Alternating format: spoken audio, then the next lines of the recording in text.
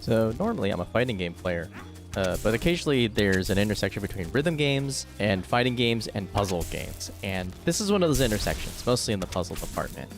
About a year ago, I played MythMatch on the Steam Next Fest around 2024, maybe 2025. I can't remember exactly when I picked it up, but I got hooked immediately on the demo. I found that it was really fun, the game was snappy, and that the movement, you could basically dash cancel, which is amazing. This is one of the more mechanically intensive games I've played that, you know, has a really cute, kind of gentle exterior, but trust me, if you want to sweat in this game, it actually is quite rewarding. So I did play it, and fast forward a year, and it came out finally. And I've been, ironically, ended up playing basically what's in the demo this entire time since I picked it up around Monday, and I want to talk about it because it's really good. So this game is not actually underrated at all. It is actually has 0 negative reviews on Steam currently as this review's coming out, and it's got a 5-star from The Guardian. It's a well-reviewed game, but it definitely nobody knows about it, and I would like to be part of the algorithm that changes that because it's pretty good. And frankly, you know, after the news with the DLSS 5, I think it's worth putting some effort into talking about indie games rather than just glowering about the next big AAA disaster. Anyway, let's get into the kind of the bones of the challenge and why I like it so much. So the demo challenge starts on this 5x5 grid. You have full range, and you can basically manipulate the board from any side as long as you have a clear line of sight. Also, when you use your bow, you are able to pull and then push out what you're holding in any direction, and do it basically as soon as you shoot your arrow, which allows you to quickly manipulate the board at a really rapid pace as long as you're willing to, you know, flex some APM.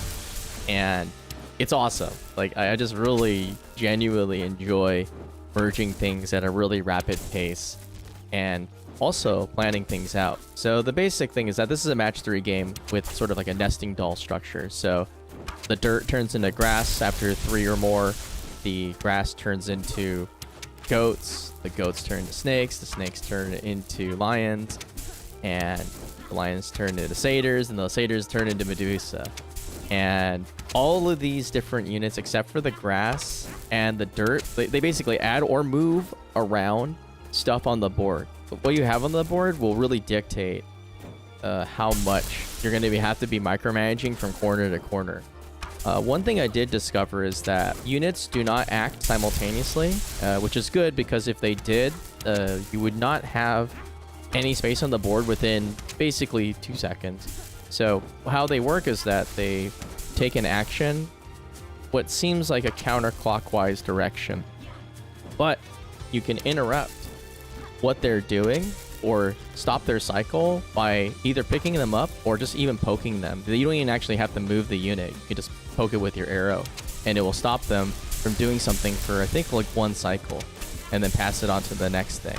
So this allows you to mitigate some bad effects. For example, snakes are, without question, the most problematic mid-game unit in this game because not only do they move around and become hard targets to match with, but they produce 2 different junk types. They make grass and they make dirt. So left alone, a snake can literally scramble your board in all sorts of different directions. So typically, I end up picking up a snake and try to mitigate as much as possible while like matching a bunch of sheep together, or goats, or whatever they are.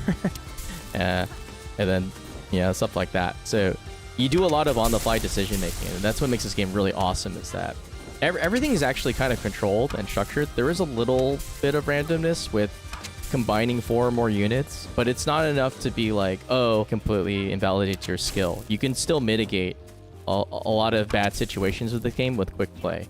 So I've been playing this a ton. I have the 2nd highest score in arcade mode for the demo challenge. I'm pretty far away here, like 2k points away, so I'll still be grinding.